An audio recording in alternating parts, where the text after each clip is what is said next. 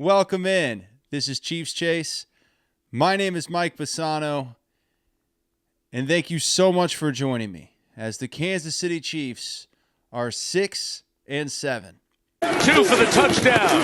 Hunt inside, pushing through to the goal line, in for the Kansas City touchdown. This season has been an implosion. There's really no other way to put that. I'm about as optimistic as anybody who talks about the Kansas City Chiefs. I was optimistic all the way until 7 losses, just like I said I would be. Because I don't believe in the AFC you can make it to the playoffs with 7 losses. The Chiefs are not mathematically eliminated, but I think in all reasonable minds, 10-7 won't get you into the playoffs. Not in the AFC. The AFC South is going to limp in. That means that of the wild cards, 11-6 is the minimum to get into the playoffs. So how do we get here? Let's dive in. How did the Chiefs get to 6-7? Well, it started in the offseason. It started with Brett Veach. Brett Veach's ego is bigger than Jerry Jones's. Because at least when Jerry Jones misses in the draft, he goes out and makes up for it. He makes a trade, signs a big free agent. He does something to look at everyone and go, hey, I know that my draft wasn't the best, but at least I did something to try to fix it. Brett Veach misses on draft picks like Clyde Edwards-Helaire out of LSU, like Felix out of K-State, 2 first-round picks, 1 running back, 1 pass rusher. Both missed. And both of those position groups are the weakest on the Kansas City Chiefs. They didn't do anything to supplement through free agency. They stood pat at the trade deadline, even though there were glaring holes that we all talked about. That's Brett Veach's ego thinking, no, I'm going to draft again because we re-sign our guys and we draft for the future. That's a failed philosophy. It is, because what that really means is you're banking on Patrick Mahomes carrying you. And this year, Mahomes couldn't do it by himself, especially with all the drops. How many catastrophic drops were there this year, specifically by Travis Kelce, Noah Gray, and Rashee Rice? Kareem Hunt had a bad one tonight on a big 3rd and 2 where the Chiefs had to settle for 3. But Kareem Hunt has done more than his share this season. He's 30 years old. He's a power running back. The Chiefs try to use him as an every down back because Brett Veach didn't do his job. The best running back group in the NFL draft for years.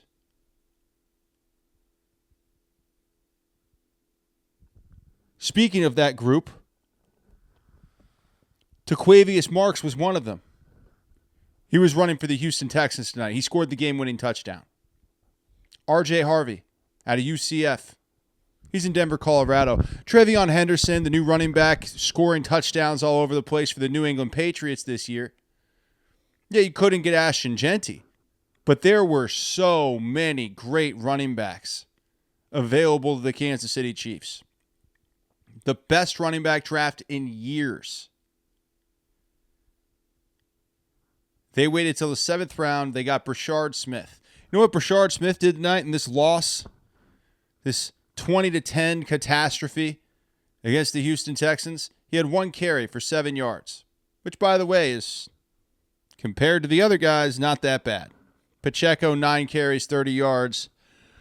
Kareem Hunt doing the best he can, 12 carries, 30 yards. By the way, that's a average of 2.5 yards per carry for Kareem Hunt.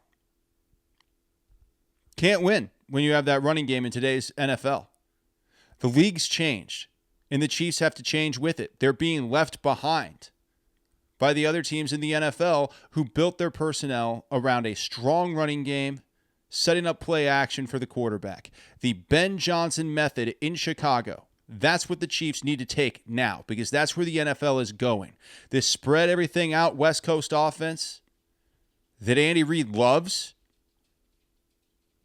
it's no longer working. Now, why is that?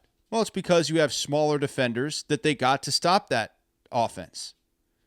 They got all these small, fast guys to deal with you spreading the team out, right?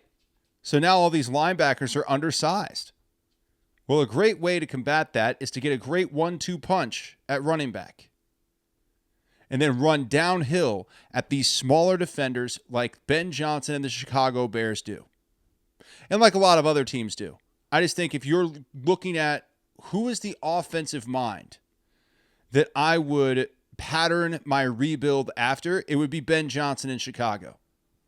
Big tight ends, 1-2 punch at running back, and a quarterback who does well out of play action. Luckily for Brett Veach and Andy Reid, they have Patrick Mahomes. Pretty good place to start. Now you need to go build the other things. You have undersized tight ends. You have undersized running backs outside of Kareem Hunt. And you have to change your philosophy because you are getting left behind. The one silver lining of this is that the Chiefs are now forced to change. They're forced to accept that their way is not the way anymore. We've all watched it. If you watch enough NFL football like I do, you know the rest of the league is changing. And that's okay. Like, as frustrated as I am, I don't want this to come off as like, well, for Brett Veach, he didn't do his job. Andy Reid, he's a little stuck in his ways, but his ways have worked so well. You got to cut him some slack. The good news here is the changes that need to be made are so apparent. And the fact that his offense, his West Coast toss the ball around the yard offense isn't working. Anyone who pays attention to the NFL can see why. Teams built themselves to beat the Chiefs. Now those teams are beating the Chiefs. Now you have to adjust. The NFL is a consistently changing organism. Every year there are new trends, new teams that rise to the top because they went the opposite way of where the success was. Instead of building a Chiefs-like team where you spread it all out with fast wide receivers, use that short passing game to replace the running game, they went and got power running backs, big tight ends, and ran downhill at people. Those are the teams that are currently having success because they figured out a way around what the Chiefs had turned the league into. All these defenses got smaller and faster to deal with the Kansas City Chiefs. So how do you combat that? Ben Johnson and the Chicago Bears, get some big running backs and run downhill at these smaller defenders. The Chiefs didn't figure that out in time. They didn't get a power running back outside of Kareem Hunt. Had they done that, we'd be having a different conversation right now. And we'd be talking about a different Chiefs season. It's incredibly unfortunate that things went this way. Especially for Travis Kelce. We'll get to Travis here in a second. But I do want to point to the Chiefs defense, who played very well in the second half against the Houston Texans. It was too little too late for Chris Jones this year. Hopefully he can carry this mentality that he's had in the second half of the season into the whole season next year. Because he was terrible for the first half of the year. Now he's turned it on. Now what that tells me is a couple of things. He hasn't lost it. He just got lazy. Those are the two things it tells me. He's far from the first big-time defensive tackle to get paid, win some Super Bowls, and then get a little lazy. He's just got to get better. And he's got to figure it out at the beginning of next year. But here are the numbers. C.J. Stroud, they held him to 203 yards. Throwing the ball, 1 touchdown, no interceptions, sacked him 3 times. Marks, their running back who we've discussed, had 26 carries for 68 yards. They actually held him to 2.6 yards per carry. But the beauty of having a bell cow big running back as a rookie is that you can ride him. The Chiefs didn't do that. The Chiefs, that's what's so frustrating. You can literally see the blueprint working around the NFL, and the Chiefs decided not to follow it. Undersized running backs. You got a small Brashard Smith. That was your answer? Breece Hall was available. 3rd round pick. He's 24 years old. Sign him for 5 years. Then for 5 years, for half a decade, your running back situation's completely solid. The Chiefs decided not to do that. So unfortunately, 6-7 is where they are. And that's really what it comes down to. We have some other things to get to. Let's get to Kelce. The Kelce drops were terrible. He ended the game with 1 reception for 8 yards and 2 catastrophic drops, one that ended the season. And I love Travis Kelce. If you watch this show, you know how painful it is for me to sit here and tell the truth, which is Travis Kelce once again blew a game in a big moment. Hands it back to Alshire off his own helmet, who's there to make the play, and the season is being defined by miscues from the stars. He did it against the Eagles in week 2, and he did it against the Houston Texans. And he knows it. We saw him on the sideline. He's not stupid. He knows what happened. It was about as catastrophic of a drop as you could possibly have. And it got intercepted by one of the bigger D-bags in the NFL, Al-Shahir. Cheap shot artist. Ask Trevor Lawrence.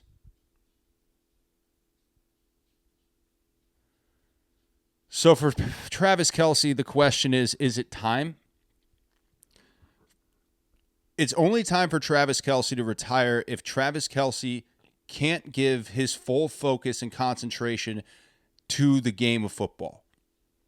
If that's what's going on, and considering his issues this year have been concentration-based, it's not physicality. His body's good. He's put up great numbers, but the focus has been off in the big moments, and it's cost the Chiefs games. So he has to ask himself and have that mirror conversation with himself. Is this something I really want to keep doing at the highest level? You can go play in the Turkey Bowl with your boys.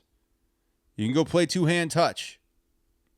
But is playing in the NFL something you really want to give the amount of energy to that you know it takes in order to succeed at a high level?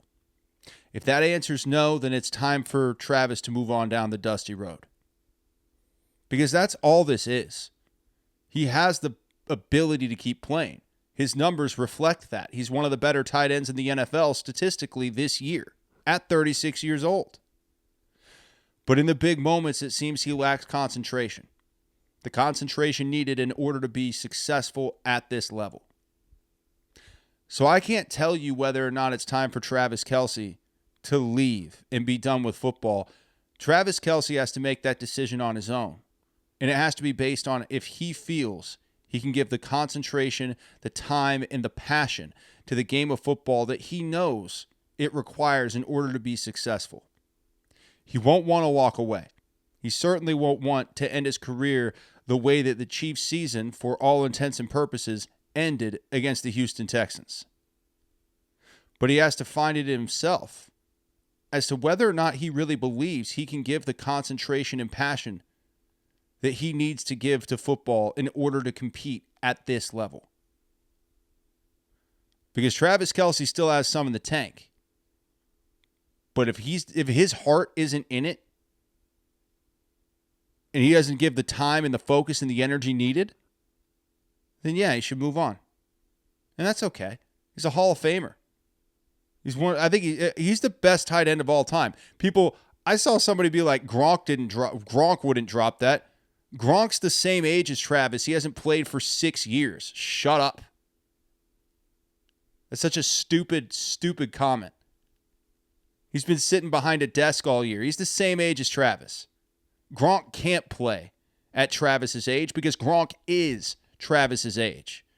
So you can tell me Rob Gronkowski's the GOAT because Travis Kelce has had a few bad drops this year. But you would be wrong because Travis Kelce's still playing, mostly at a high level. And he might retire after this year. He might decide he doesn't have the energy and passion that he once had to play at this level in the NFL. But trust me, that is the greatest tight end that's ever played the game of football. And in 2022, when Travis Kelce put up more yards than any tight end in history, over 1,400, he willed Patrick Mahomes to his second MVP trophy. And if Travis Kelce can come back and do it next year, I think the Chiefs should welcome him with open arms. He lost focus in moments this year, and it cost the team. And he knows that. You saw him on the sideline. Of course he knows it. But don't for 1 second discount a Hall of Fame legacy of the greatest tight end to ever breathe air, Travis Kelce. Let's talk about 4th and 1. Going for it on 4th and 1 inside your own territory in the situation that Andy Reid decided to do it, you could call that into question. I don't hate the idea of going for 4th and 1 in that situation. I hate the idea of having Patrick Mahomes stand in the pocket to deliver a pass on 4th and 1. To not even have Kareem Hunt on the field. He's not even in the game. He's the best short yardage back in the NFL. He's better than the Eagles' tush push statistically when it comes to picking up short yardage. And he wasn't in the game on 4th and 1, a play that was likely going to define your season, and unfortunately, in a lot of ways, it did. You didn't even have 29 in the game, so the defense didn't even have to account for your phenomenal short yardage back. That's indefensible by Andy Reid.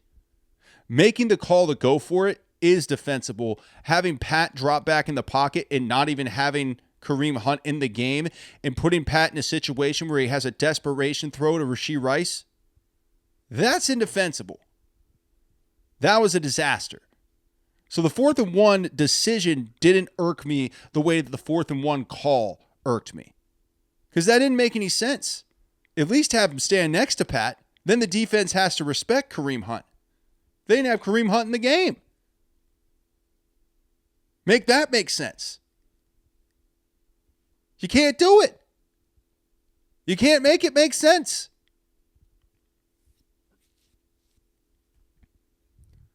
So that was infuriating, obviously, to have a chance to be great and kind of throw it away. Because you're like, oh, well, let's have him drop back in the pocket and throw. Against man-to-man, your wide receivers haven't been able to get open against man-to-man all year.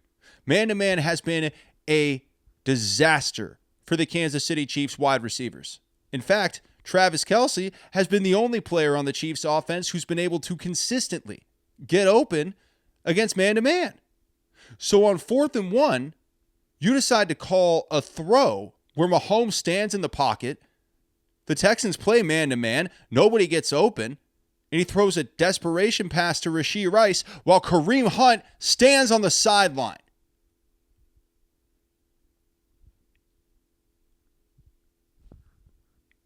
I don't even have words for how stupid that is, guys.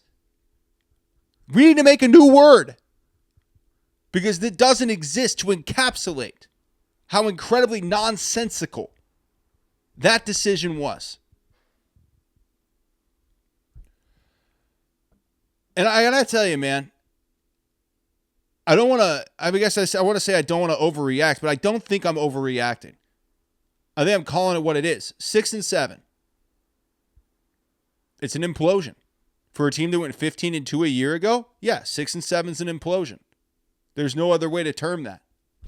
I'm the most positive guy that's out there, but I'm also not delusional.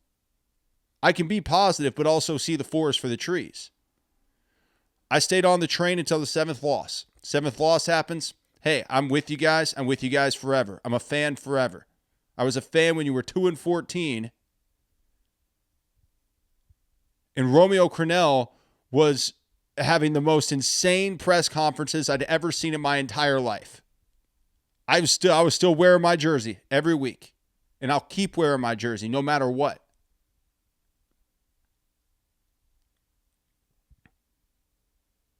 But as far as belief in the Chiefs making the playoffs, it's gone. It's over.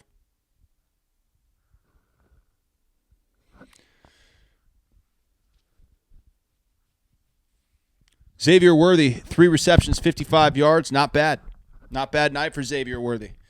People say it looks like he's always running to the sidelines. He's injured. Xavier Worthy is badly injured. I would shut him down for the rest of the year. I would shut Patrick Mahomes down for the rest of the year. Patrick Mahomes, Xavier Worthy, anybody else who's playing who's extremely banged up, sit him. Lose out. It's over. I'll keep watching. I'll keep doing the lives. We'll keep doing the thing. But stop putting guys out there who can get injured from a team that you haven't built correctly, a team that you built poorly.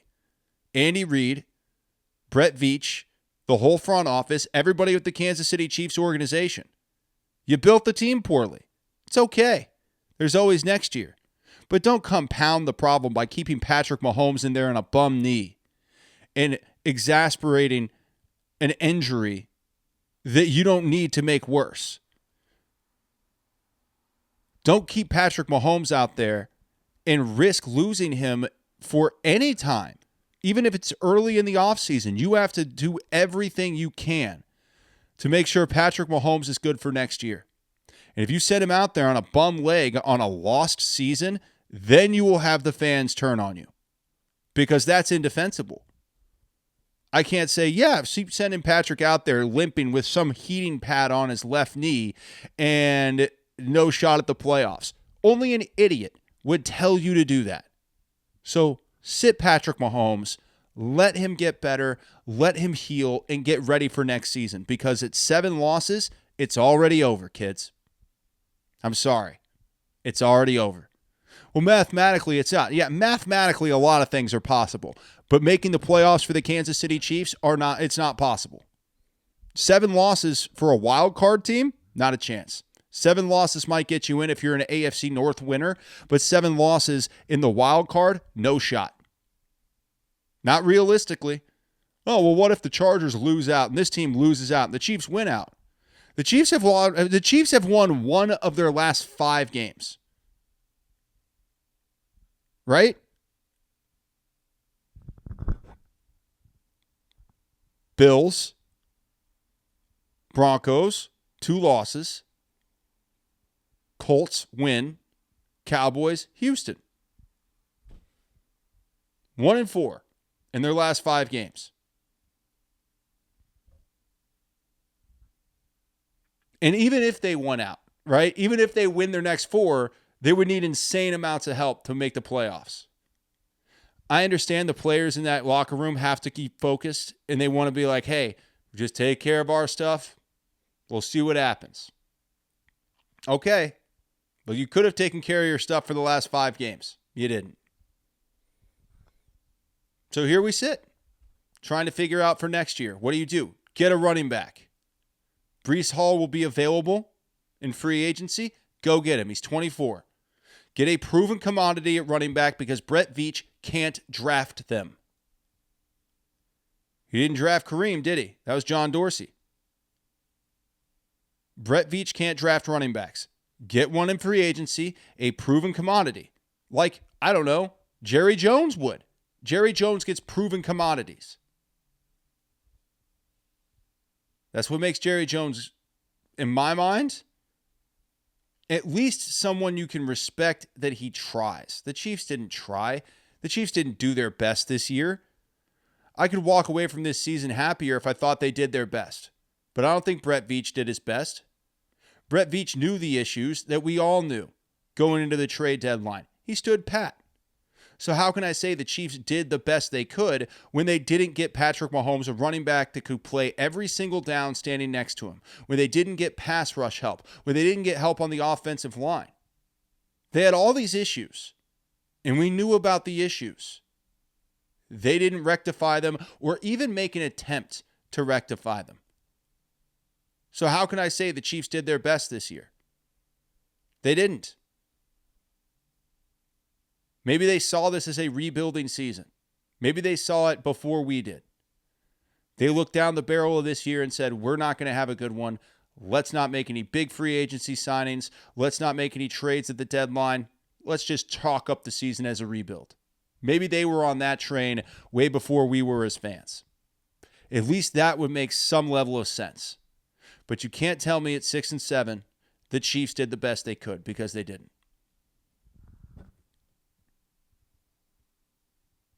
Hollywood Brown had a nice catch. 58 passing yards in the first half. Looking for space to load up. Send it downfield towards Hollywood Brown at the 20-yard line. I would like to see him more involved. I don't know why Hollywood Brown wasn't more involved. course, now it doesn't matter. And that's where this is going to be somewhat of an abrupt end to this show, because I can't get past that point. I will tomorrow, and we'll get focused on other stuff. We'll talk about the Chargers, all that stuff. But I can't get past the point that realistically, in my mind, the season's over. 6-7. If they go 10-7 and worlds shift, there's an outside minute chance that they could go to the playoffs. But what in the world would make you think they're going to win out? Here's the deal. The Chiefs knew this game was win or go home. They all said it all week. The playoffs start now. It's playoff football. It's playoff intensity. Playoff this, playoff that. Everything was playoffs. We heard it the whole week. Chris Jones, Travis Kelce, Patrick Mahomes. This is the playoffs. They came out and scored 10 points.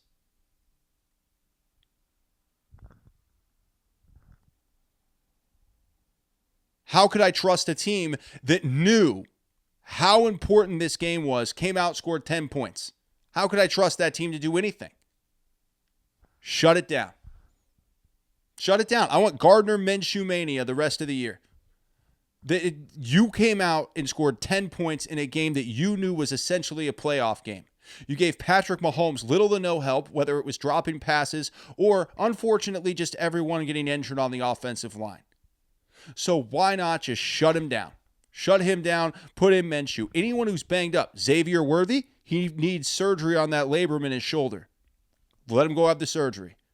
Stop putting guys in position to get hurt. Get ready for next year. That's what this has to be for the Kansas City Chiefs. I don't care what mathematical eliminations are. The reality is no team in the AFC is getting into the wild card with 7 losses. No one. The AFC North is going to take a spot by weakening themselves. They're going to limp into the playoffs with a bad record, and that means no playoff team will have 7 losses. No wild card team. That means no wild card team will have 7 losses.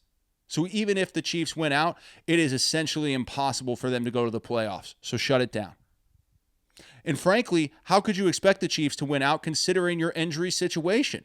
You have a decimated offensive line, and Patrick Mahomes is dragging his left knee around. Be smart and think for the future. Christmas is going to suck. God, Broncos fans. You know they're going to love it.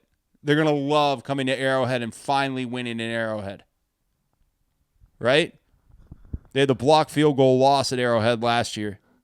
Glorious, glorious moment in the world. Glorious moment for me, glorious moment for you. Just a glorious moment when the Chiefs blocked that field goal in Week 9 of 2024 against the Denver Broncos. Oh, Kevin Harlan on the call.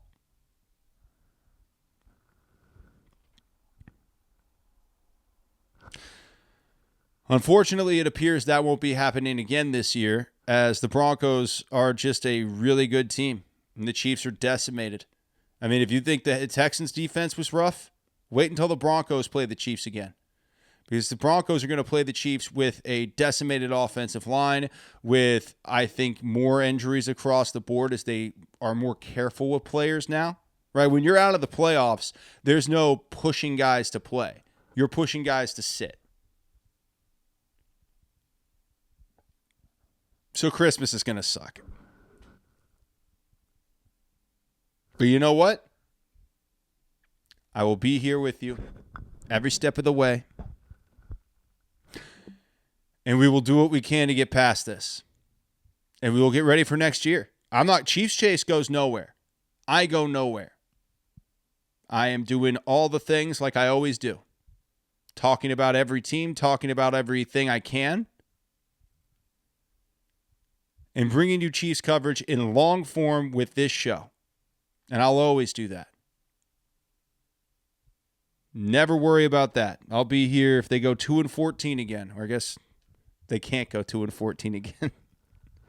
If they go 0-17 or 2-15 or whatever. God, by that time, who knows? With Goodell, we have a 20-game schedule soon. When they go 0-20, I'll still be here, man. And I will. I will still be here at 0-20. And I hope you are too. This has been Chiefs Chase.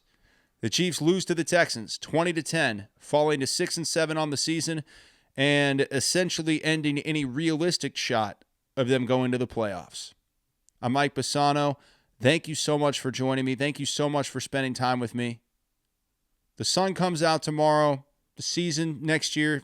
The best thing about the NFL, there's always next year. So let's get excited for that. Have a phenomenal rest of your week. And thank you again so much for joining me.